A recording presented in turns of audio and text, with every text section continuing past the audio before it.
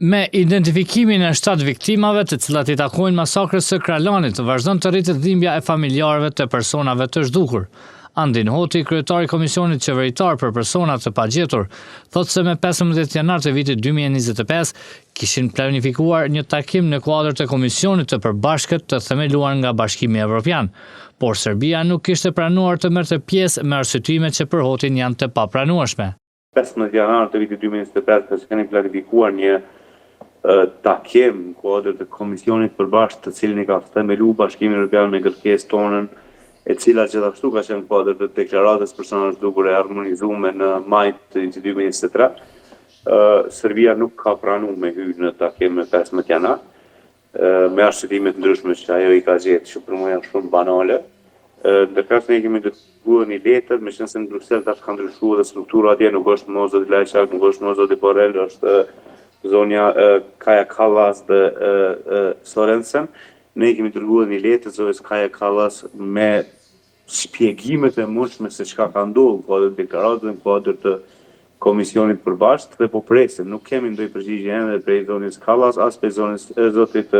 Sorensen. Hoti gjithashtu bëri të ditur se në dokumentet e miratuara nga Kosova, Bashkimi Evropian dhe Serbia citohet sakt për mënyrën e takimeve që duhet realizuar për çështjet e të zhdukurve dhe pasi që Serbia po refuzon, BE duhet të ndërhyjë në qasjen e Serbisë. Po në dokumentet që janë miratuar dhe prej Kosovës dhe prej Serbisë dhe prej BE-s,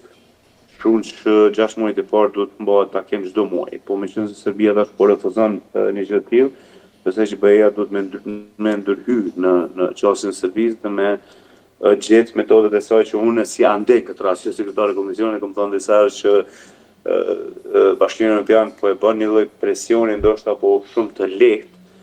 krahasim me atë që duhet me bëu për një çështje kaq humanitare, një çështje kaq ndjesht. Familjet e personave të zhdukur tash e sakoj janë në luftë me Serbinë dhe kjo luftë do të zgjasë deri në identifikimin e personit të fundit që figuron i zhdukur në Kosovë, tha Hoti. Zhdukur në kam thënë disa janë në luftë të vazhdueshme me Serbinë edhe 27 vite pas, 26 vite pas. Për shkak të pritjes, ankthit në vazhdimsi që kanë dhe shpresës për mi gjithë. Kur ne shkojmë, pavarësisht që ne kemi shku për diçka që kemi obligim dhe për të informuar për rezultatin, por kur ne shkojmë dhe i trazojmë këto dhimbje, të cilat ata i ndjekin në vazhdimsi mbrapa, jo që nuk është e lehtë, po është e para shumë vështirë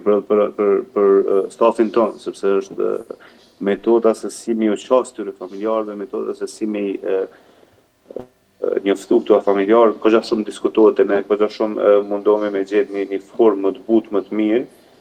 por natyrisht është një lloj tronditje për këta familjarë. Dhimbja familjeve të personave të zhdukur nuk do të ndalet përderisa të vijë drejtësia në vend, ka shtuar mes tjerash Andin Hoti.